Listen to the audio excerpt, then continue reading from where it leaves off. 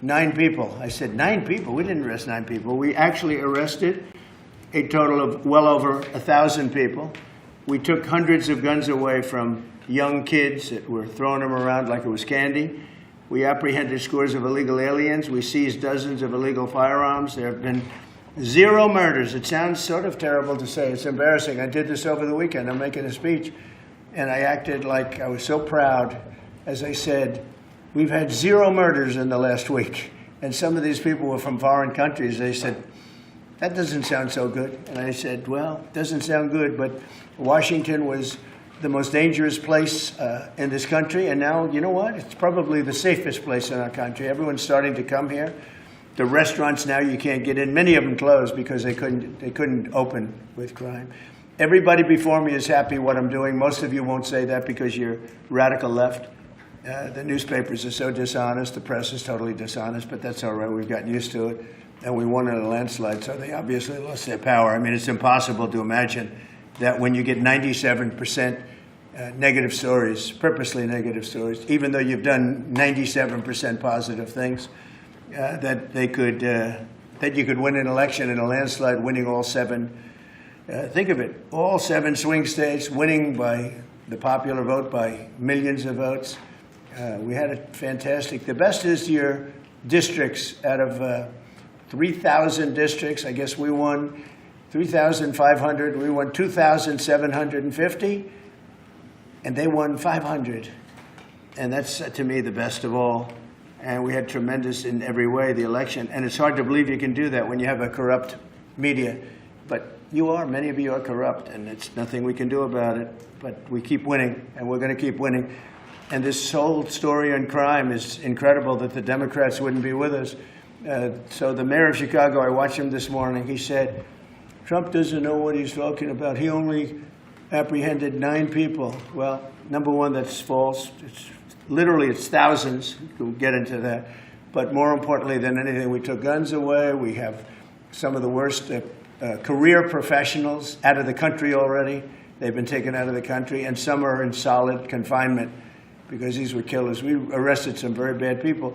And in the last 11 days, again, I hate to say it because it sounds so ridiculous, but in the last 11 days, we've had no murders. And that's the first time that's taken place in years, actually years. We always have a murder a week. They call it a murder a week. You come here from Iowa, you come here from Indiana, you come here from Idaho, because you're so proud of your country, you love your country, and then you get murdered. Your son gets murdered, your daughter gets murdered, you get murdered. See the media, you get murdered. Many of you have been mugged in Washington, you just don't want to talk about it. And I know that every time I do this with you almost everything, but every time I do this with you, people are saying to yourselves, he's right, and then you write a negative story. But we are doing an incredible job. The people behind me are amazing. We're working very well with the Washington police, as you know. The D.C. National Guard is unbelievable. We're also getting tremendous help from Secret Service. And we are at a point where Washington is booming again. People are pouring in like we haven't seen for years. Nobody wanted to come here. They didn't want to come here and get murdered. I have a friend of mine who has a very successful son. And I said, where is your son going to be this weekend? He said, he's going to Washington with his friends. I said, really? Yeah, he's wanted to do it for 4 years, but he couldn't do it because it was so unsafe. And he's a tough kid, too. It's so unsafe. And he ended up staying 3 nights, going out to restaurants all 3 nights. He said it was so beautiful, so peaceful, because all the criminals are either arrested or they're hiding. And we're finding the ones that are hiding. So I want to thank Pam Bondi. I want to thank our vice president. I want to thank everybody standing behind me. Because they are really, Gaddy, you've been unbelievable, by the way. They have done an unbelievable job. They're working 24 hours a day. And Washington, D.C. is now in great shape. I'm going to be working with Clark Construction, which is by far your biggest construction company. And we're going to also beautify Washington. We're going to rip down the broken medians, fix them. We're going to put asphalt on the roads. We're not ripping them apart like these stupid people do. They rip a road. They rip a road down to the dirt, and then they spend 5 years in building the new one, and then it starts settling. You know, the whole thing is so crazy. And they'll spend hundreds of millions of dollars on a road. I'll spend about $2 and it'll look better. So we're going to be replacing medians. We're going to be replacing much of the asphalt in the road, which in the city, which is in bad shape. We have great stripers. We have great contractors, but we have to let them do the thing. The Congress has said that they'll give us whatever money is needed to fix up the Capitol. This is the Capitol. And we're not going to spend a lot. It's going to go fast, and it will be spotless. And we want it spotless for the World Cup and for the Olympics. You saw the World Cup was here the other day. And come to think of it, there's your trophy for the World Cup. In fact, it's solid gold. That's actually solid gold, so heavy that some of the people in this room wouldn't be able to lift it up. I think what I'm going to do is place it right above the angel, right over there. That's solid gold, too. We're going to put it right up there. Look at that. There's a solid gold trophy. They know how to get to me, you know. I like the angel better, to be honest with you. So we're going to sign, and then we'll take a few questions, and we'll tell you how good a job we're doing. We want to go from here to other places, but I was telling some of the people that in a certain way, you really want to be asked to go. You know, I hate to barge in on a city and then be treated horribly by corrupt politicians and bad politicians, like a guy like Pritzker. He ought to spend more time in the gym, actually. This guy is a disaster. Gavin Newsom's a disaster. When we went, we saved Los Angeles. You wouldn't have been able to have the Olympics in Los Angeles. You're barely able to have it now. They did lose 25,000 houses to a fire that should have never occurred because they didn't let the water come down from the Pacific Northwest, which you guys don't want to write about. I had to break into the water supply to let the water down. And even now, we want more. We can have much more. It's less than half of what should be coming in. I don't know, they have a political thing about it. It's like the craziest thing I've ever seen. But I don't like going to a town, a city, place, a state, and then be criticized by some corrupt or incompetent governor where crime is rampant. Like, take a look at D.C. Crime was rampant. It was at the all-time worst. It got really bad during the Biden 4 years. And then I have a mayor stand up and say how crime has reached a 30-year low. 30-year low. People are being killed left and right. And it's not a 30-year low. Think of it. So for 11 days, there's been no murders. The record goes back years where that's happened. They haven't seen that happen in years. And then people stand up, and instead of thanking us, which they should do, and she's not that bad. She's better than most. But, you know, you have people. I watched in Illinois. Chicago, Illinois is a disaster. I have property there. It's a disaster what's going on in Chicago. And you get Pritzker, he's violating our rights. I think this is another men and women's sports thing. I think this is one of those, you know, they call them 80-20 issues. I call them 97-3. I think the Democrats better get smart. And, you know, politically, I hope they don't. But actually, in terms of love for the country, I hope they do, because it would be good to work together. So I'm thinking about, you know, when I have some slob like Pritzker criticizing us before we even go there. I made the statement that next should be Chicago because, as you all know, Chicago is a killing field right now. And they don't acknowledge it. And they say, we don't need him. Freedom, freedom. He's a dictator. He's a dictator. A lot of people are saying maybe we like a dictator. I don't like a dictator. I'm not a dictator. I'm a man with great common sense, and I'm a smart person. And when I see what's happening to our cities, and then you send in troops, instead of being praised, they're saying you're trying to take over the republic. These people are sick. But I'm really saying, and I say this to all of you, in a certain way, we should wait to be asked, because they have cities that are so under control, you know, out of control. So we go in and fix it. They take the full credit for it, and they go out and say, I heard it this morning. They're saying how well they've done over the last 10-day period, that they set record lows. They don't say that we're there with very tough people, by the way. They have to pass a toughness test. Otherwise, they're not working for us. So, and we're allowed to do that now according to the United States Supreme Court decision.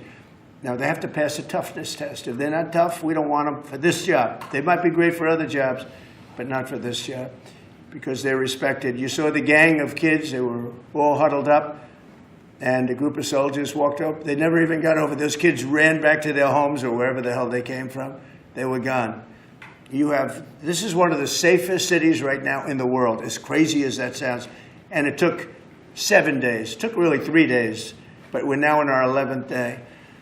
So I want to thank you. So we had all of these things, 439 illegal alien criminals have been removed, and we have 6 known gang members, some of the worst leaders of gangs anywhere in the country, MS-13 and Tren de Aragua. We have 2 missing children that have been recovered. They thought they were gone. We brought them back to the family. The family started crying. They couldn't believe that they saw their child again. 49 homeless encampments have been removed. Like we have the head of South Korea coming in a little while, the president, and he drives down the street. Already, his people have told me, he said, what happened? It's so clean. We always came here, it was filthy dirty with homeless and papers all over the road. That's the other thing. Those roads are swept immaculate. But they're going to be much better in a few months when we put a topping on them. They're going to look like they're brand new. We'll get rid of those rusty old medians that have been crashed into 1,000 times, and they don't fix them. They just let them. They lay them down on the road, and they sit there for months. But we don't do that. We don't run things. We run things like we run this. We like clean, we like beautiful, and we like safe, and that's what we're getting. So I'll start signing the executive orders. To me, this is a very, very big deal. One of the executive orders has to do with cashless bail. That was when the big crime in this country started. And I can tell you who did it, when, but I don't want to do that because others followed pretty quickly. But that was when it happened. Somebody kills somebody, they go in, don't worry about it, no cash, come back in a couple of months, we'll give you a trial. You never see the person again. And I mean, they kill people and they get out. Cashless bail. They thought it was discriminatory to make people put up money because they just killed 3 people lying on a street. Any street all over the country, cashless bail. We're ending it, but we're starting by ending it in D.C., and that we have the right to do through federalization. Okay, let's go. Could I ask you to say exactly what this is? Of course. So as you've consistently identified, sir, cashless bail policies are a key driver of the disorder we see on city streets all over America. Catch and release system allows criminals to keep going back out onto the street and reoffending. What this executive order does, it charges your attorney general with identifying jurisdictions all over the country that have cashless bail policies, and then it withholds or revokes federal funds and grants that are flowing to those jurisdictions to ensure that we're only supporting the people who have reasonable common sense policies around crime. So what area does it cover? Potentially anywhere that has a cashless bail policy. So some of the largest cities, some of the most left-wing states in America Almost have adopted. all of them, right? Illinois would be a great example of that, sir. Oh, they have a great cashless bail. You don't even have to go to court sometimes. No, Illinois, I love that state. It's a great state, but it's run so badly by Pritzker. They threw him out of the family business, and he becomes governor. Now he wants to run for president. I don't think that's going to happen. Okay, we'll sign right here, right? Sir. So important. And this isn't Republican, Democrat. This is, and by the way, most Democrats agree with us. But this is just, we got to bring our country back. Okay? That's a big one. Also on the issue of cashless bail, sir, this is a D.C.-specific executive order. In addition to the measures that we're taking that are quite similar to what we're doing around the country, in D.C. in particular, the objective is holding as many criminal defendants in federal custody and subjecting them to federal charges as possible. That means that they'll be held pre-trial in federal jail as opposed to just being cut back out on the streets due to a cashless bail policy. Okay? And we have the room. And by the way, the prison they have in D.C. is horrible. It's horrible. People were subjected to live in that dog trap for so long, so unfairly. I have stories, you'll be hearing about them. That prison is horrible. Okay? This is an executive order that contains a number of additional measures relating to crime and law enforcement in Washington, D.C. It charges, for example, your Secretary of Defense with establishing specialized units in both the D.C. National Guard and the National Guard units around the country, specifically trained and equipped to deal with public order issues. It charges all of your various federal law enforcement agencies with hiring additional personnel to allow them to surge personnel to Washington, D.C. to deal with the current emergency here. It does a number of other things in that space, and it also asks the Attorney General to look at D.C. Metropolitan Police general orders that have currently impeded law enforcement efforts in the city, and to potentially look at unwinding those that are stopping the police from doing their job effectively. And are we going to ask this to be codified by Congress, all of these things? I think we could potentially, yes, sir. I think so. I think we should. I think we'll get it to. I think Democrats will vote. Well, I don't know. It's hard to believe that they might not, but I think Democrats will actually vote for this.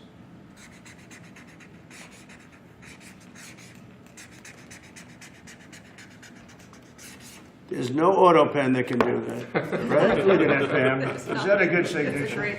Seriously, is that a good signature? Who can write like that? Nobody. I don't know. That's the other thing. I assume we're looking at the whole auto pen scam. Sir. Because the person that ran it said he spoke to it briefly twice about nothing. That means that all those pardons that he gave to some very bad people, very unpatriotic people, very evil people, it looks to me like those pardons are worthless. Because, number one, you shouldn't use an auto pen, very specifically. But if you do, it has to be a very good reason. And they have to know that the president wanted it. The president didn't want this. The president didn't know he was alive, okay? He never approved any of this stuff.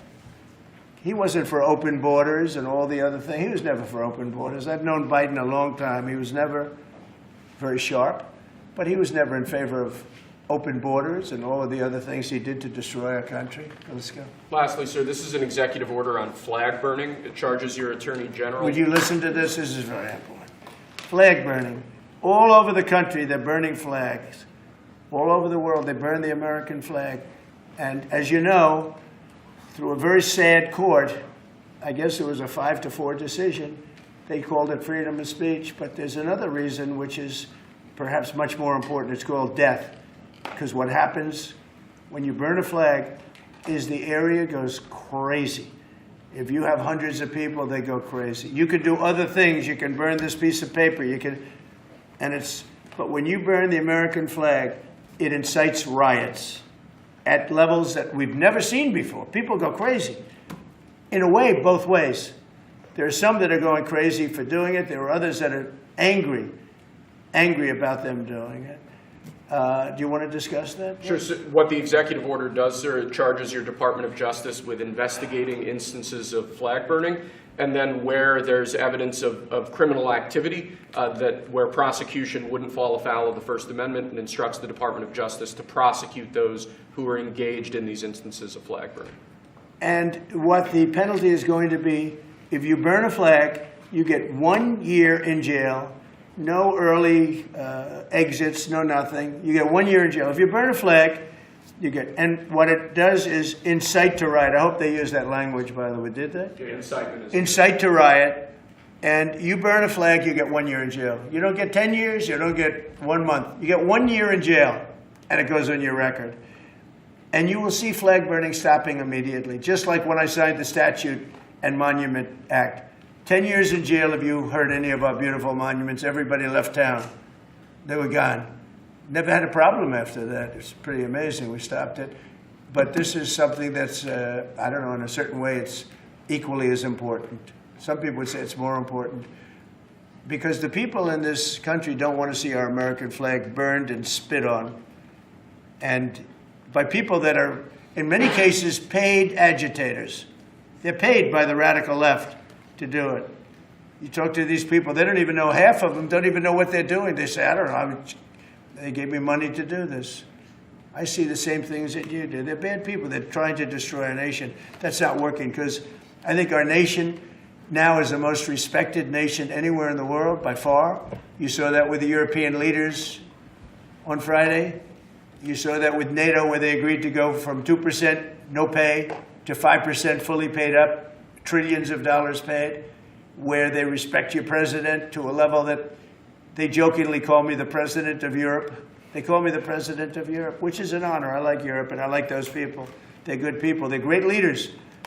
And we've never had a case where 7 plus really 28, essentially 38 countries were represented here the other day. 38 European countries were represented, European and other countries were represented, and it was a great meeting. But your country is respected again. I say it all the time.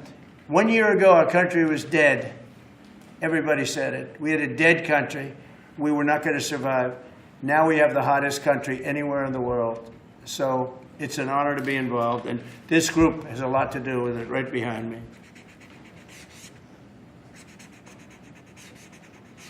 Does anybody behind me have anything? Pam, would you like to say something? Sure, President. Thank you for keeping D.C. safe. You know, just a couple examples of a mother, a single mom, whose house was burglarized, and the defendant got out on cashless bail, went back the next night and burglarized her house again. That's why this is so important. A man got in a fight with another guy. He had a gun. He was let out. Next night, he got out, went back, and killed him. So that's why it's so important, President, what you're doing. And thank you for protecting the American flag. And we'll do that without running afoul of the First Amendment as well. And President, I think I think Gaddy Serralta had something he wanted to give you on behalf of all the law enforcement who are out there every single night. Yes. Thank you for putting me in charge of this surge as the Director of the United States Marshal Service. It's the oldest law enforcement agency. It was created in 1789. So on behalf of all the federal law enforcement agencies that we're working with and those that have yet to join the team, we thought it was only appropriate to present you with an honorary United States Marshal Service badge. And this badge comes with this little item right here,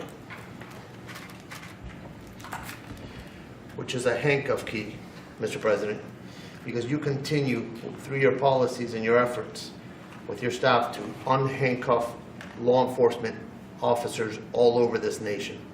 And I can tell you personally that they thank you for that. Thank you. That's beautiful. You can continue unhandcuffing law enforcement. That's a very great honor. I'll save that and put it someplace up, which is important. Thank you very much, Gary. I appreciate it. Thank you very much. Really nice. Thank you. That's very nice. Thank you. Well, we love those people. They're brave and they love our country, and they don't want to see it. Do you know how many people volunteered for this job? And before I ask the VP to say a few words, because he feels very strongly about it, I think it's very important, Pam, that when we do this, that a state they come and ask us. I mean, I see Pritzker saying, we don't want them. In the meantime, his city is being shot to hell. And they do that politically. And they probably do want it. If we didn't go to Los Angeles, you would literally have had to call off the Olympics. It was so bad.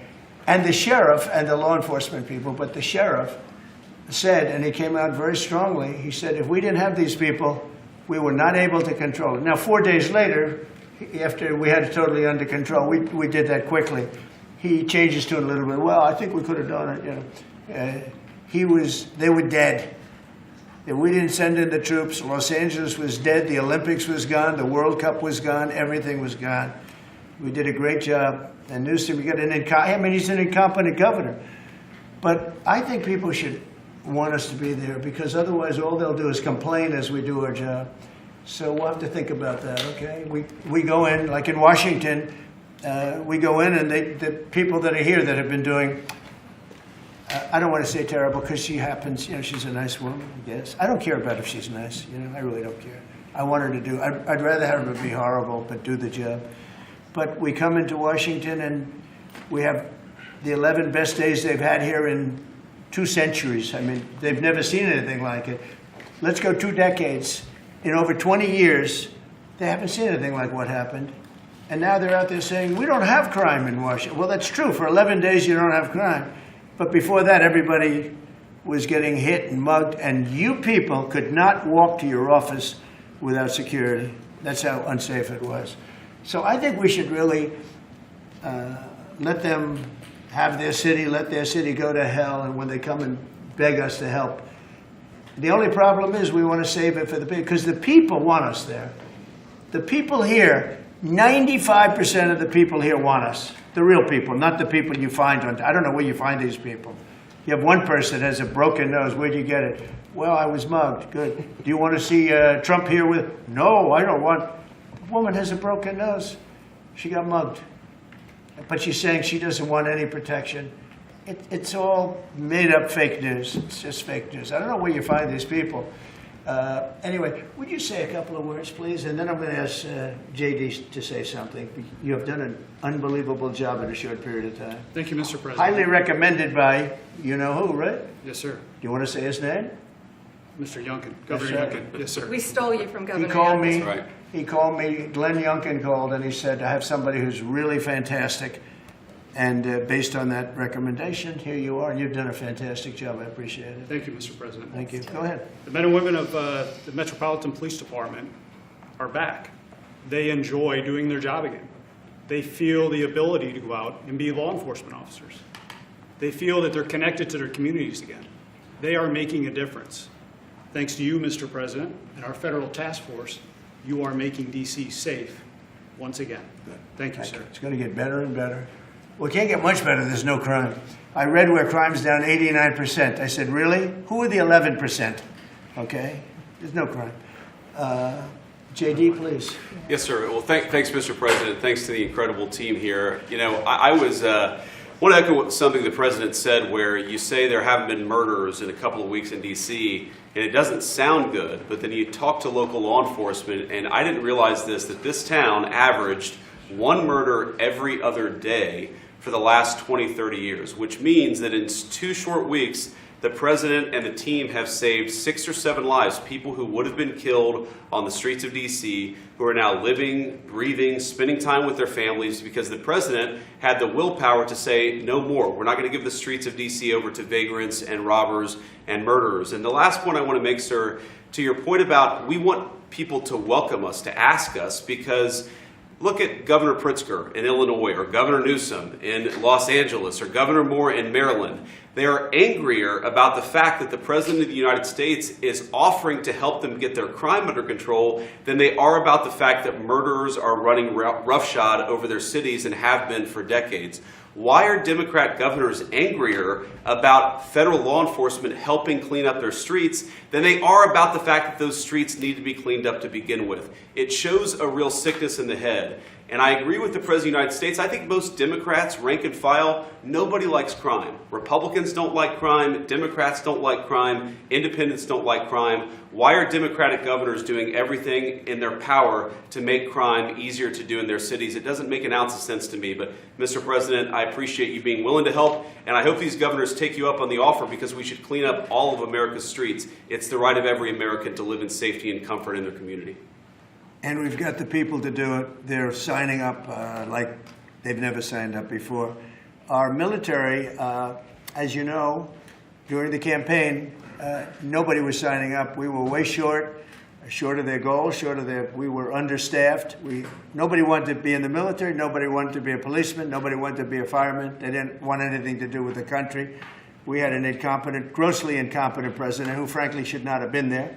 He should have never been there. The damage he did to this country is incalculable. I mean, just what he has done. So much of our effort are getting murderers and jailbirds and people out of this country who are drug dealers at the highest level. So much of the energy of people that he let in, it was an unforced error.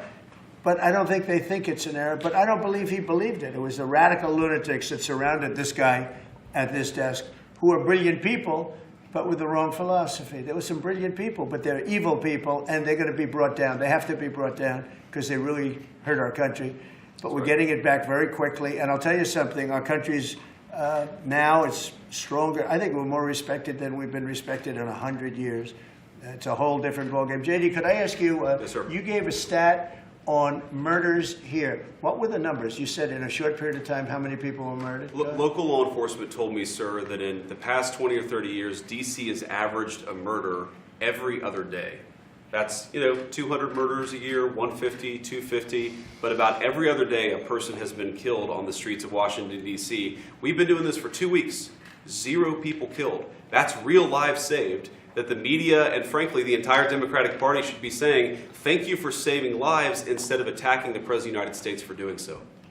You know, when a person, unfortunately, will probably happen at some point, when a person's murdered in D.C., it's going to be the biggest story maybe in history.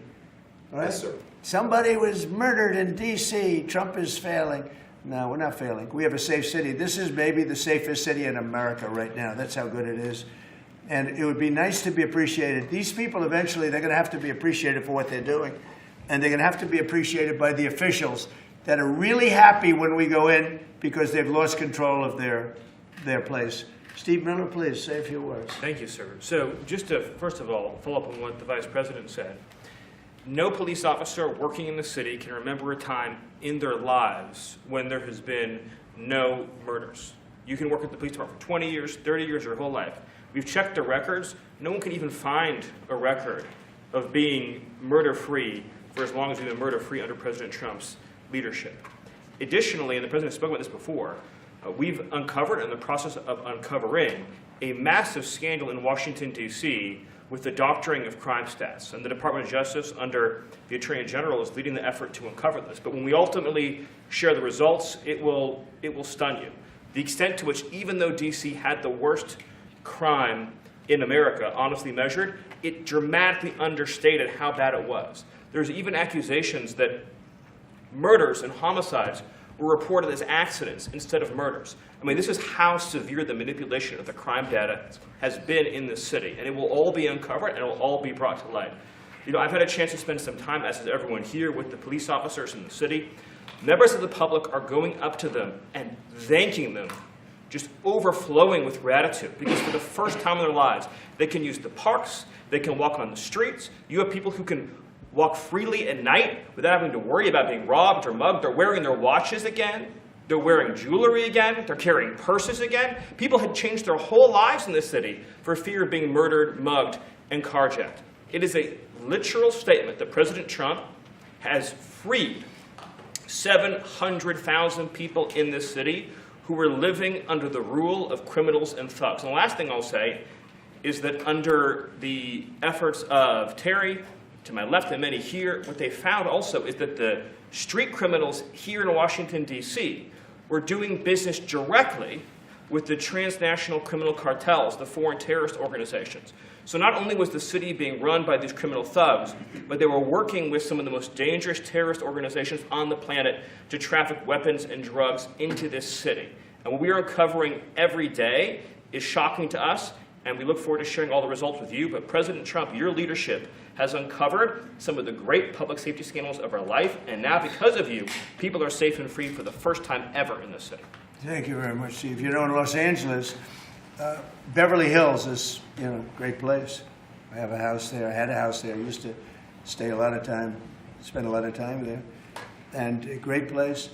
Do you know that I have friends, they leave their trunk open for their car because they know they're going to be vandalized.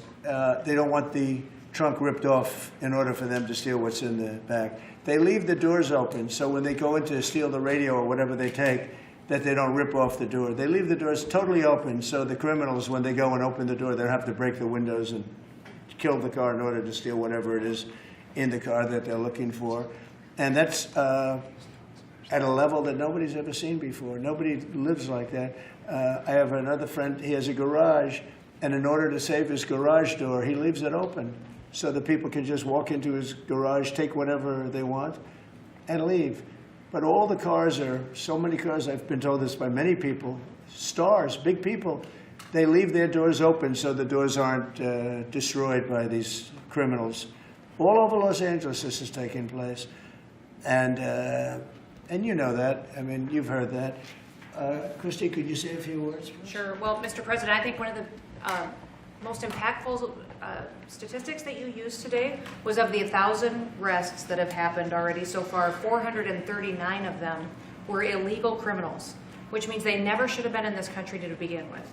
that they were in this country, invaded over our southern border or our northern border or maritime seas, and then they committed crimes against the American people. So by getting those individuals incarcerated, we've stopped those violent crimes from happening here in the city. And sir, they do. Exactly like Stephen was talking, they have ties to cartels. They have networks across this country in other cities. So by what you're doing here is going to have a ripple effect in Miami, in Chicago, in other cities, because you're grabbing those networks and giving us information and targeting information to go and get more criminals across this country. So thank you for the work that you're doing. We have ICE and CBP, Federal Protective Services, Secret Service, HSI. All of our officers are working with all the other agencies every day here in DC, and they're so proud to have this kind of partnership. So they're so glad that you're letting them do their jobs again. And I don't know if you've heard, sir, but the recruitment campaign for ICE, when we were going to hire 10,000 new officers, we've got over 130,000 people that have applied and raised their hands and said they want to work with ICE. So no matter what the fake news says or what the media says about ICE not having support, they've got incredible support from the American people. People want to join them and help them do what they're doing to make America safe again. So thank you for the I was going opportunity. to say that our recruitment drive, so it was dead. During the campaign, they couldn't get, every story was the Army can't fill up, the Marines, none of them could fill up. They were way behind. We couldn't get anybody to go into the military, couldn't get any police. We've just set records on everybody wants to be in. Everybody wants to go in. And we're taking incredible people. I mean, the level of, because of the Supreme Court, it's based on merit. It's all based on merit now. It's not based on anything else. You got to, if you need strong people, you have to get strong people. It's all based on merit. But we're setting records in the Army, Navy, Air Force, Marines, the Coast Guard. One of my favorites, because I happen to have created it, Space Force. We're very proud of Space Force. It's amazing what it's doing. We're leading in space now. China was killing us. Russia was beating us. China was killing us. We're now killing China. We are leading in space by a lot because of Space Force. So we're very proud. But everybody wants to go in. We went from not, and you know how bad that is for the spirit when every story that you were writing a year ago was that nobody wants to go into the military anymore. And if you're in the military, you know how deflating that is? You go and be a family. Nobody wants a job that you have. Well, now it's the opposite. Everybody wants to be there. And that includes police and fire and everything else. You're doing a good job. Thank you, sir. You stopping a lot of wars? just the presidents we're stopping them. We've stopped 7 wars, and really the number is actually 10. We're not including a couple, and we're not including in there what we did with Iran, stopping their nuclear play. They would have had within a month or two, they would have had a nice big nuclear weapon to use. That's not going to happen. That won't happen. Pete, go ahead, please. Yes, sir. Well, Mr. President, thank you very much for your leadership. And the Defense Department is proud to be a part of this task force. Just like we have been down at the southwest border, where crossings are at 0. We've got national defense areas where we're working with Border Patrol to secure the southern border for the American people. Just like Los Angeles, where ICE officers deserve to do their job without being attacked, we're really proud to be a part of defending the nation's capital and ensuring it is safe and beautiful and working with law enforcement. And Mr. President, let me tell you, the morale of the troops, getting out there talking to them, they love this mission. They're grateful to be doing it, whether they're DC National Guard or other state National Guards. And at your direction as well, sir, it's just common sense to make sure they're armed as well. And so we're rolling out ensuring they're armed, capable of defending themselves and others if need be, supporting law enforcement, and we're proud to be there, sir. Well, look at the mission you just accomplished with Iran. 36 hours back and forth, flawless. Every bomb hit its target. They went right down those chutes, dark at night, no moon, no nothing. Every target, every bomb went right down. They have a chute that goes right down deep into the mountain. And they shouldn't have put ventilation in, I can tell you, because we use that for our advantage. But what they did, and we had the pilots and even the people that took care of the planes, we had a whole group of people at the White House a couple of weeks ago. And you know, I didn't realize this, but they said, we've been looking at their predecessors, and then these were the pilots. They said, we gave them beautiful medals. And I'll show you the medal. Gave them a medal just like this. See? Just like that. They were so happy. Gave a lot of them out for that. It was an incredible job. You know, we had 52 tankers. People don't realize, so that they could refuel. We had many fighter jets, F-22s, F-35s. We had many. It was an amazing operation. It was flawless. compare that to the operation when they went in with the helicopters crashing and everyone running around the desert, and the prisoners being taken, and that was Jimmy Carter, and what a horrible thing. This was the exact opposite. This was the exact opposite of what they did in leaving a very, very nice place. The Taliban runs a tough operation in Afghanistan, and I think it was the most embarrassing day in the history of our country. That was Biden. I was leaving, and we would have left through strength, tremendous strength. We would have kept Bagram, which is the air base, one of the largest runways in the world, one of the most powerful. You could land anything on it, many, many feet thick. You don't build them that way anymore. You can't. But we left it, and now China's occupying that air base. This was the most incompetent administration in history, the Biden administration. And you're just lucky that they lost, because if they won, you wouldn't have a country anymore. And so, Pete, you started up by saying the Department of Defense. And somehow it didn't sound good to me. You know, it didn't sound good. Defense, what are we defense? Why are we defense? So it used to be called the Department of War. And it had a stronger sound. And as you know, we won World War I, we won World War II, we won everything. Now we have a Department of Defense. We're defenders. I don't know. If you people want to, standing behind me, if you take a little vote, if you want to change it back to what it was when we used to win wars all the time, that's okay with me. All right? That's coming soon, sir. You let me know if you want to do it. I think Department of War. It just sounded bad. He said, sir, on behalf of the Department of Defense. Defense. I don't want to be defense only. We want defense, but we want offense too, if that's okay. So you'll make a decision. But, you know, as Department of War, we won everything. We won everything. And I think we're going to have to go back to that. In the meantime, I've stopped all of these wars. I've stopped them. A big one would have been India and Pakistan. But we stopped them all. We stopped 3 wars. Go to Africa. They like to say, oh, you know, let me tell you, I love black people. And I did great with the vote with the black people. But they say, he's a racist, he's a racist. I said, really? For 35 years, a war raged between Rwanda and the Republic of the Congo. And it was a vicious war. 9 million people were killed with machetes, largely. Hatchets, machetes. That went on for more than 30 years, but 34, 35 years. And I stopped it. In fact, the presidents are coming in a week or two to sign. We have the foreign ministers, it's all signed, the war stopped. But I got it stopped and saved a lot of lives. The Congo. It's deepest, darkest Africa. I got that war stopped. Nobody else could have done that. We did a lot of jobs. We did a lot of wars were stopped that nobody thought would even be possible. And I'll tell you what, the war with India and Pakistan, that was the next level. That was going to be a nuclear war. They already shot down 7 jets. That was raging. And I said, you guys want to do trade? We're not doing any trade. We're not doing anything with you if you keep fighting. You got 24 hours to settle it. They said, well, there's no more war going. And I used that on numerous occasions. Trade, I used I used whatever you had to use. But we got 7 of them stopped. And the one I thought would be easiest, frankly, was going to be Russia and Ukraine. But that turns out to be some big personality conflicts. It's one of those things. But we're going to get that stopped eventually. We're going to get that stopped too. 7,000 soldiers died last week. Think of that, 7,000. I usually say 5,000, but 7,221 soldiers died last week in the fight between Ukraine and Russia. And they're not our soldiers, but they're souls. They're living souls, and they leave their homes, and they wave to their parents, and their parents are so proud as they leave in a beautiful uniform, and a week later they get their head blown off by a drone. New form of military. It's a whole new form of fighting. So I would just like to thank the people that are behind me. Thank you very much. You've done a fantastic job. I appreciate it very much. We're doing a real job, and I'm so proud of DC. I passed it 2 days ago, and all the garbage is off the streets. It's terrible.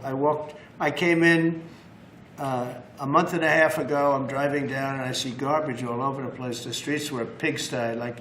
Like I won't use the city's names, but you know what I'm talking about. There are plenty of them outside of this country and inside of this country. Baltimore is a horrible deathbed. It's a deathbed. I know Governor Moore said, oh, he wants to take a walk with me. He meant it in a derogatory tone. I said, no, I'm the President of the United States. Clean up your crime and I'll walk with you. But it's tremendous crime. But he was trying to be derogatory. He doesn't have what it takes. But he's trying to be derogatory. And I met him at the Army-Navy game. They said, oh, there's Governor Moore. He'd love to see you. He came over to me. He hugged me, shook my hand. You were there. He said, sir, you're the greatest president of my lifetime. I said, well, it's really nice that you say that. I'd love you to say it publicly, but I don't think you can do that, so it's okay. But no, sir, you're doing a fantastic job. I want to just shake your hand. Thank you very much, Governor. That was it. And then every time I see him on television, he's knocking the hell out of me. So, but that's all right. That's called politics. But Governor Moore's he's doing a bad job. Newsom's doing a bad job. All of their potential candidates are doing a bad job. I can't imagine Pritzker being even a candidate, but somebody said he is. He can't do the work, can't do the job. He's not temperamentally suited. So I just want to thank you all for being here. Do you have some questions? Mr. President, is the Pentagon, and maybe the Secretary of Defense can weigh in too, is the Pentagon preparing for military deployment to Chicago? And with what you said there, are you waiting for the governor? We're ready to go anywhere. We have a full complement of great human beings. We're full. You know, our military is full. We were way empty 1 year ago. Now we're full. So we can go anywhere on less than 24 hours notice. Are you waiting for the governor? And we're doing a lot to interdict, to stop drugs from coming in too. We have ships out on sea. You know, we have nobody coming through our border anymore. Nobody. Doesn't that feel good to know that you don't have prisoners coming in and, you know, killers, murderers? We had 11,888 murderers come in, led in by the Biden administration. Many of them have been captured, but we still have a couple of thousand that are out there. Some of them, 50% of them killed more than one person, okay? But a lot of them have been captured. What they've done to our country, these people that circle this moron that we had behind this desk, what they've done to our country is unthinkable. It's unthinkable. I mean, if you think so much of our time is devoted to correcting a problem that all they had to do is say, close the borders. Remember when he said, well, I have no power to close the border. I have to go back and get an act from Congress. I didn't get an act from Congress. I came in, I said, close the borders. And Tom Homan, who's not here, has been fantastic, Christy, right? He has been, yes. Tom Homan is great. He's a fantastic man and respected by everybody. But I said, Tom, close the borders. Christy, close the borders. The borders were closed. We didn't go to Congress and get permission. We just closed the borders. And in the last 3 months, hard to believe this one too, in the last 3 months, we've had 0 people come into our country illegally through the southern border. Nobody would have said that's possible. Yeah, please. Thank you, Mr. President. Today, MS-13 gangbanger and human trafficker Kilmar Abrego Garcia turned himself into ICE in Baltimore. Do you have any comment on this? And why are the Democrats so emotionally attached to this man who beats his wife and is part of a terrorist organization? Because they think he's going to be good for votes, and I think he's very bad for votes. These people are deranged. He's not good for votes. He beat the hell out of his wife. His wife is afraid to even talk about him. She's been mauled by this animal. And, you know, through a system of liberal courts, you know, he's doing things. But, no, we have that under control. And Pam has got that very much under control. Do you want to comment on it, Pam? No, we've got him under control. He will no longer terrorize our country. He's currently charged with human smuggling, including children. The guy needs to be in prison. He doesn't need to be on the streets like all these liberals want him to be. And as part of this operation here in DC, we've also taken off MS-13 members. We've taken, I think just last night, we got a TDA guy off our streets right here, right around from where we all work. Another TDA member gone because of this project. So we're going to keep America safe from all of these foreign terrorist organizations, including Abrego Garcia. Okay. Mr. President, President, If we could get your reaction, sir. The Israelis bombed a hospital in Gaza that killed 20 people, including 5 journalists. When did this happen? This happened overnight, today. I didn't know that. No. Any reaction to this? Are you Well, I'm going to not talk happy to Prime about it. Minister? I don't want to see it. At the same time, we have to end that whole nightmare. I'm the one that got the hostages out. I got them out, all of them. Steve Witkoff has been amazing. He's done a great job. But I'm the one that got them all out through my people and through me. And now we're left with probably a little bit less than 20 because I think 1 or 2 are gone. And I said a long time ago, I'm going to get them out, but when we get down to that final 10 or 20, these people aren't going to release them because they're dead after they release them. So it's a nasty situation, very nasty, horrible thing. Mr. Yes. President, could you please elaborate on your post on South Korea? What were you referring to? Well, I heard that there were raids on churches over the last few days, very vicious raids on churches by the new government in South Korea. That they even went into our military base and got information. They probably shouldn't have done that. But I heard bad things. I don't know if it's true or not. I'll be finding out. As you know, your new president's coming in just a couple of hours coming here. I look forward to meeting him. But we won't stand for that. We just won't stand for that. Sorry, Yes. Are you prepared to order National Guard troops, though, into American cities if those governors don't request the federal deployment? I am, but I also think that, look, Chicago, everybody knows how bad it is. Everybody standing there knows. We know. You don't have to be doing any studies. They should be saying, please come in. Pritzker should be saying that. You know, I did a favor for Christy Whitmer.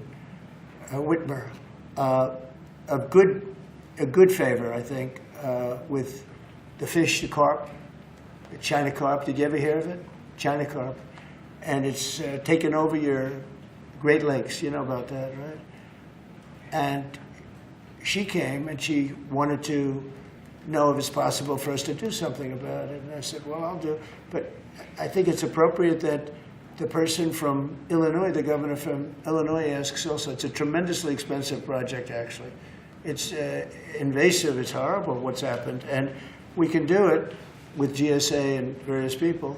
But we can do it. We're going to just have to see what happens, okay? We're going to have to see what happens. But Do you believe that you have the legal but authority the to order governor those of troops? Michigan came, was very respectful, asked for it.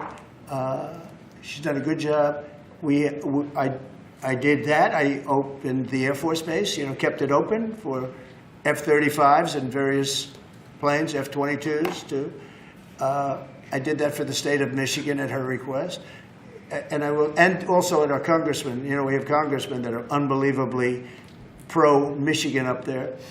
But some of this stuff, like the lakes, the Great Lakes, this is a big problem that nobody ever talks about. Most of you probably have never heard of. We have a pretty violent fish that comes from China, China carp, Chinese carp. And you see them jumping out. They jump into boats and they jump all over the place. They've got a lot of energy. And there's a way of getting rid of them. It's very expensive. And I didn't get a request from the governor of Illinois, who is affected maybe more than anybody else, right? And I think until I get that request from that guy, I'm not going to do anything about it. And I feel the same way about crime. We go in, we will solve Chicago within 1 week, maybe less, but within 1 week we will have no crime in Chicago, just like we have no crime in D.C. But, I don't like to go in and do it and then have somebody stand up and say what a great job he's doing on crime. And we don't want the military in our state. We don't want the military. Do you understand? Do you understand that? Yeah, these governors will say So I don't know. there was no We're going to emergency have a little response. meeting, I think. I feel like we go in and we do it, like here. To a lesser extent with the mayor. She hasn't been terrible, but she hasn't been, exactly saying, oh, great. She did say last night, I heard her say that, well, we really don't want the military in D.C. Well, that's, not very nice, I guess. That's a little bit of a hit. But she's not as bad as some. We saved Los Angeles, and all we did is get criticized by this idiot that's running the state into the ground, right, where people are leaving. He should be thanking us, and he should be requesting us to be there. And the governor of Illinois should be. Chicago's a disaster. And the governor of Illinois should say, President, would you do us the honor of cleaning up our city? We need help. They need help. They need help. So are you But waiting without for that request, do you think you have an We authority? may wait. We may or may not. We may just go in and do it, which is probably what we should do.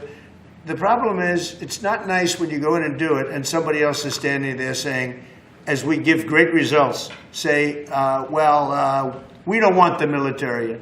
They need help badly. Chicago desperately needs help. Just look at the crime statistics. Look at the statistics that JD said about, even I didn't know it was that bad. That's terrible. But all I know is we're being celebrated because we went an entire week. Now it's 11 days. We went an entire week without a murder. And I said, boy, that sounds terrible. I didn't know how to, I actually made a speech. I didn't know how to say it because it's a great number. It's a great thing. But it sounds so bad. I mean, supposing you're from a foreign country, which is properly run, and they don't have murders and things, right, so much, or in some cases virtually at all. And you have somebody saying, I'm proud to announce that nobody was murdered in the capital of the United States this week. It sounds terrible, but... Mr. President, Gavin Newsom, you mentioned Gavin Newsom on crime. Gavin Newsom, yes. Is there a federal mechanism you're hoping to use to fight back against his redistricting constitutional or is that Well, I think I'm going to be filing a lawsuit pretty soon, and I think we're going to be very successful in it. We're going to be filing it through the Department of Justice. That's going to happen. And we're also going to be filing a lawsuit on blue slipping. You know, blue slips make it impossible for me as president to appoint a judge or a U.S. attorney because they have a gentleman's agreement. It's nothing memorialized. It's a gentleman's agreement that's about 100 years old, where if you have a president like a Republican and if you have a Democrat senator, that senator can stop you from appointing a judge or a U.S. attorney. In particular, those are the two, I guess anything, but those are the two that are very important. So we have numerous states where we have unbelievable people. Now, Jay Clayton was just approved in the Southern District, but he was so good. He was a top student, top schools, top everything, went to Sullivan and Cromwell, became the head of Sullivan and Cromwell, came down here, was Securities and Exchange Commission, ran it for 4 years during my term, like impeccably, beautiful job. He did an incredible job. And we went to court. And the judges, Democrat judges, voted that he could. That's the only way you get by it. But generally speaking, you can't do that because you'll have judges from the other party. So Jay Clayton just got approved, and he's in. But he didn't get approved by the senators. He got approved by the court system in New York, which was a great thing. And I had a big victory in New York, I might add. I saved myself $500 million with a fake, corrupt attorney general, a really corrupt person with a corrupt judge who was disgraceful, and they're being mauled right now by everybody. It's so corrupt, and it kept business out of New York, stuff like that. But the appellate division vacated all of that stuff that you read about, and we're going to do a big number on that whole thing. You can't have a corrupt court system. You can't have that. You have to have borders, and you have to have a free press. Otherwise, you don't have a country. But you'll be hearing about the blue slipping, because if you have not, you don't need two senators. You just need one Democrat senator with a Republican. The only person that I can get approved are Democrats or maybe weak Republicans, but we don't want that. But the only person I will be able to get approved in any of those states where you have a Democrat will. I can't get a U.S. attorney. I can only get a Democrat U.S. attorney. And this is based on an old custom. It's not based on law, and I think it's unconstitutional, and I'll probably be filing a suit on that pretty soon. Yeah, please. During the campaign, you called Kamala Harris a communist, but the Biden-Harris administration, they never called for nationalizing a private company with the federal government like you're proposing with Intel. What do you say to some who say this is a bit hypocritical, and is this the new way of doing industrial policy? Yeah, sure it is. I want to try and get as much as I can. If people come in and they need something, as an example, as a real estate person, if I have an agreement and I have any form of a stopgap where I can stop somebody from doing something, right? I have a covenant in an agreement, and they come to me and they say, would like to do something, but you have us restricted. If I do that, they usually have to pay. Now, in the case of Intel, it was interesting, but I hope I'm going to have many more cases like it. Intel came in. I met with the gentleman. I had a lot of respect for him. He came in under a little bit of a cloud. I liked his story. I thought he was good. I think he really means to do a good job with Intel. I said, I'd like to ask whether or not you'd give because the story, a lot of people said I invested in Intel. I didn't invest, but I invest my heart in it and my soul because I want the country to be strong. But I said, I'd like you to give 10% of Intel to the United States of America. Not to me, to the United States of America. And I said, if you have them as a partner, you have the United States as a partner, I think that would be a very good thing for Intel. And he thought about it, a little bit different, and he said, I like that idea very much. We have a deal. And I just made $10 billion or $11 billion for the United States of America. And yeah, there will be other cases. If I have that opportunity again, I would do that. And then, you do have stupid people say, oh, that's a shame. It's not a shame. It's called business. If somebody's willing to give you 10% of a company and you're not paying for it, and I will tell you, with a company like Intel, as you know, it's had difficulty. I want them to do well. I want them to do well anyway, but I want them to do well in particular now. But isn't public ownership of a private company a new way of doing business in the business of the United States? Isn't that what you were sort of rejecting? So are tariffs. So, as you know, the stock market went up almost 1,000 points on Friday. And it went up not because of this very, I think, terrible, hello? Who's that? Who is that back there? All right, get out of the room. It went up because of something much different. It went up because it was announced, CBO announced the numbers, and as you know, they gave no credit to tariffs. They said they made a mistake, that the trade deficit will be reduced because of Trump's tariffs, will be reduced by $4 trillion, right? Is that what they said, right? They said $4 trillion, and the market went up like a rocket ship because the tariffs are good. Well, tariffs aren't that usual. If the 7 wars I stopped, 4 of them were because of the fact that I had tariffs and trade. And I was able to say, well, if you do this, if you go fight and if you want to kill everybody, that's okay. But I'm going to charge you each 100% tariff when you trade with us. You know what? They all gave up. I stopped 7 wars. Numerous of them was because of tariffs. So, you never knew the word tariff. It didn't exist really, essentially, in this country until actually in the 1870s up till 1913 it existed. And we were the richest country. We were richer then, proportionately, than at any time in the history of our country. And then, stupidly, in 1913, they said, let's go to the income tax way of life. Let the people pay instead of foreign countries. No, we're taking in trillions of dollars in tariffs, and we're stopping wars because of tariffs. So that's not so normal either.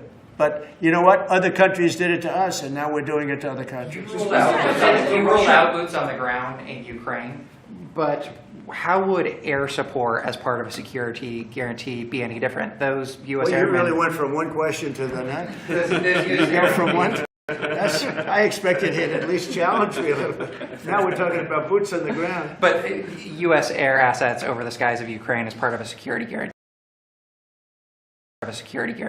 Wouldn't those U.S. airmen also be Well, in you danger? don't know what security guarantee is because we haven't even discussed the specifics of it, and we'll see. Number one, Europe is going to give them significant security guarantees, and they should because they're right there. But we'll be involved from the standpoint of backup. We're going to help them.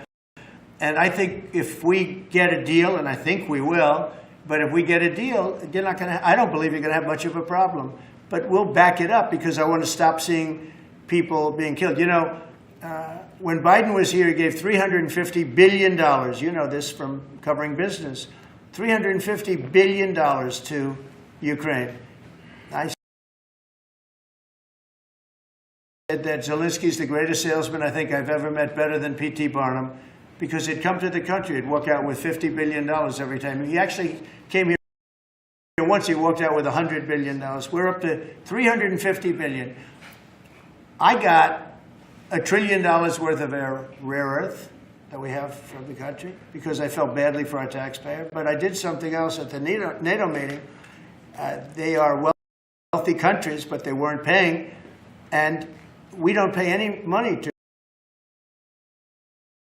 to Ukraine anymore. Do you know that? In fact, it's the opposite. They request through NATO, we deal with NATO. We don't deal really with Ukraine. NATO requests missiles. They want Patriots. They want missiles. We give the missiles to NATO. NATO pays us in full and does what they want. I mean, I think they give them mostly they can do other things with them too because we're dealing with NATO. We pay no money to Ukraine. We gave $350 billion to Ukraine. You know, if we didn't give that kind of money, and I was the one that gave the javelins, if you remember. I gave the javelins. They were very effective. They say Obama gave sheets and Trump gave javelins. They were very effective with those tanks right at the beginning. But you would have never had a war if I were president. You would have never had a war. Just to finish, we spend no money on Ukraine anymore. We were getting fleeced by a president that didn't know what he was doing. To be honest, I don't blame Ukraine. I don't blame Ukraine. I mean, if they come and ask for $100 billion, then they get it. But we were in for $350 billion.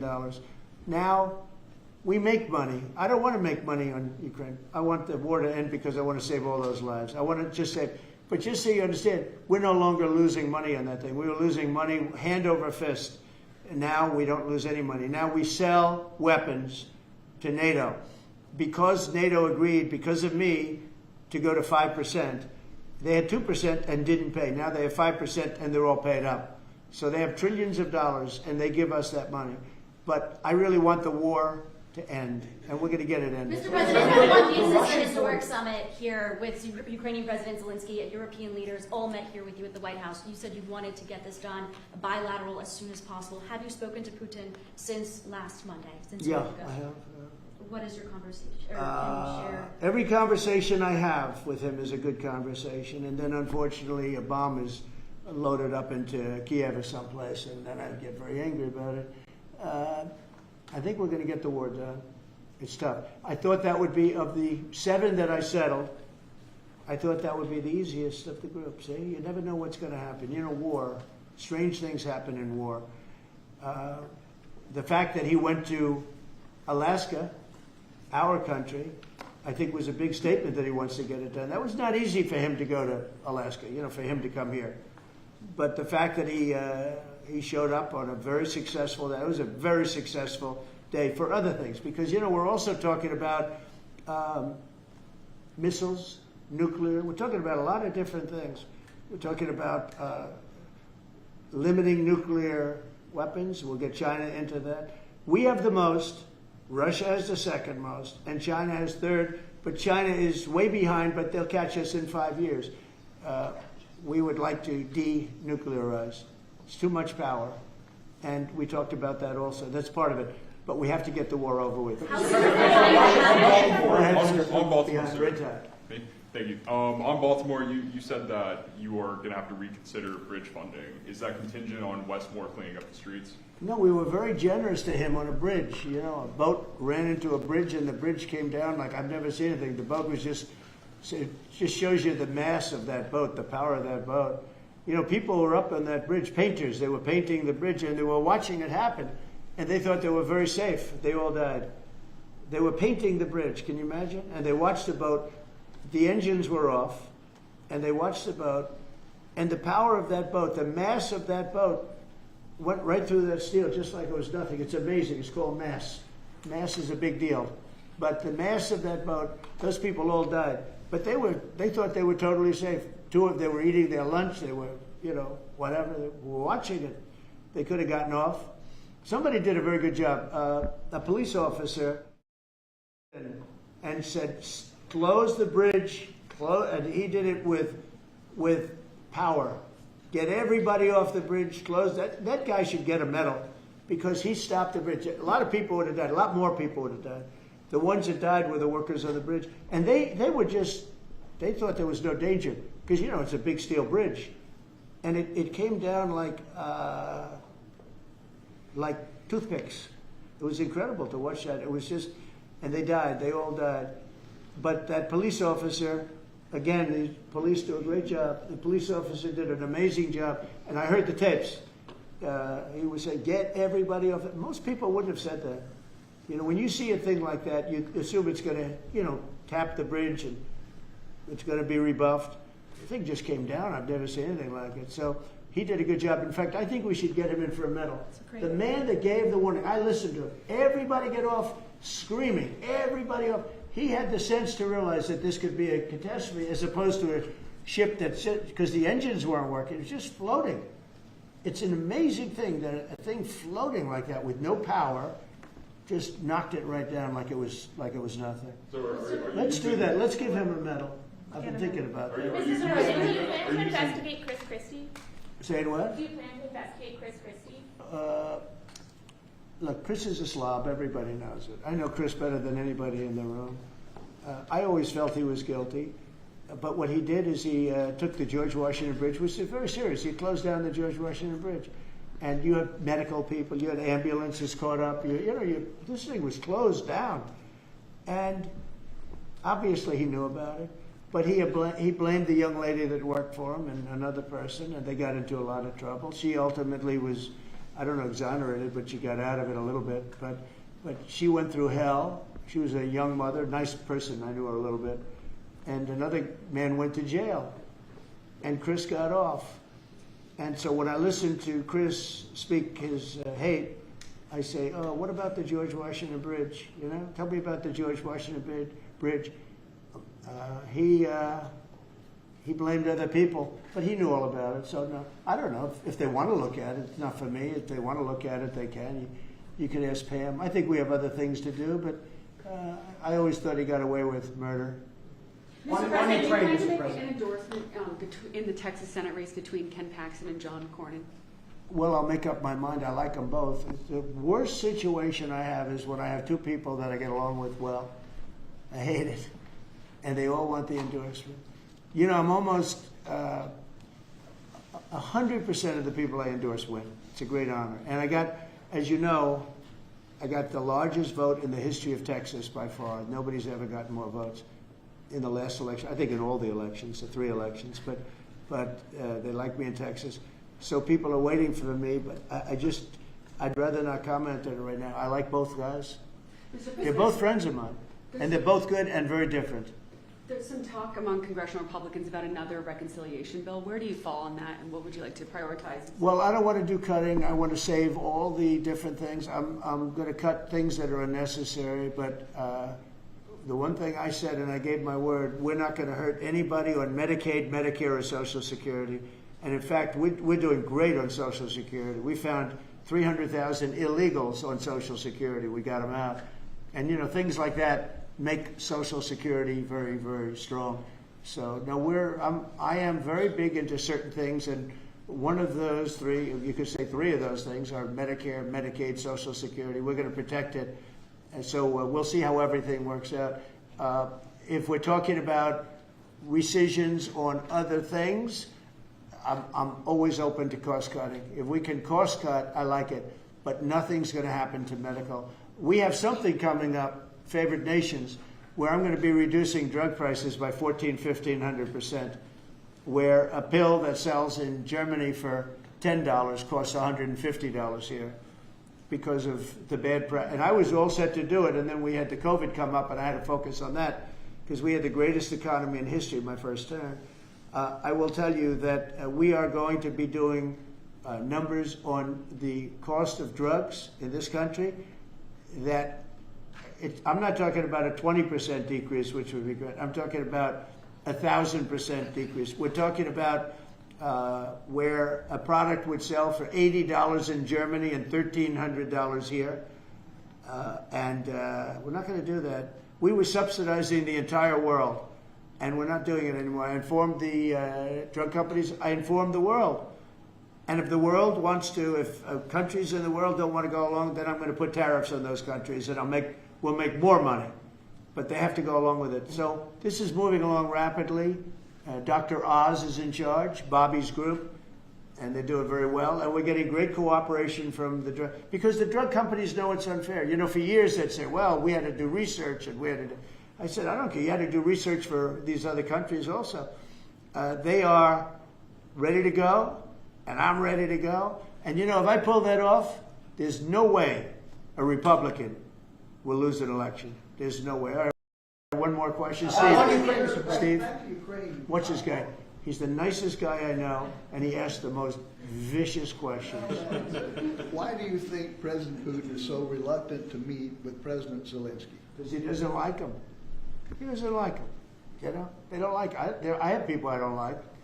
I don't like to meet with them. Sometimes I do like to meet with people I don't like. So how do you get them together? They don't like. No, they don't like each other really. And if we had a real president instead of a guy that got in there with a fraudulent election, if we had a real president, that war would have never happened. Putin actually said, he said, if Trump were president, it wouldn't have happened. Happened for a lot of reasons. Happened because of Afghanistan. When he saw how incompetent Milley was and all these guys were, I think he said, wow, this might be, because it was the apple of his eye. It would have never happened if I were president. Mr. President, you have built a relationship with Russian leaders and also North Korean leaders. As they are getting closer, how would that affect your diplomatic approach? Well, I have very good relationships with Kim Jong-un, North Korea. I mean, a lot of people would say, oh, that's terrible. No, it's good. In fact, someday I'll see him. I look forward to seeing him. He was very good with me. We had 2 meetings. We had 2 summits. We got along great. I know him better than you do. I know him better than anybody, almost, other than his sister. His sister knows him pretty well. No, I know him well, and I got along with him. You know, I'm not supposed to say I really like him a lot, because if I do that, I get killed in the fake news media. But I got along with him very well, and we had no problem. If at the time Hillary Clinton won the election, you would have had a nuclear war. You would have had a nuclear war. We're not going to have a nuclear war. Once that happens, it's over. We're not going to have a nuclear war. No, but Kim Jong-un will meet at some point. I look forward to it, actually. But you notice that since I came into office, you haven't had a problem with him. It hasn't been, you know, he tests lots of rockets. He does have great capability, I will say that. But I think a lot of good things are happening for our country, a lot of really good things. And the thing we're here today to talk about is crime, and specifically in D.C. I am so proud of what these people, every one of them, what they've done in D.C., because to literally stop crime on a button. I'd walk down that street right now. If I were, friends of mine are going out to dinner now. They haven't gone out to dinner in 4 years. They were petrified. Half the restaurants closed because nobody could go because they're afraid to go outside. Now those restaurants are open, and new restaurants are opening up. It's like a boom town. It's a great thing to see, and I'm very proud of the people behind me. Thank you very much, everybody. Thank you, President.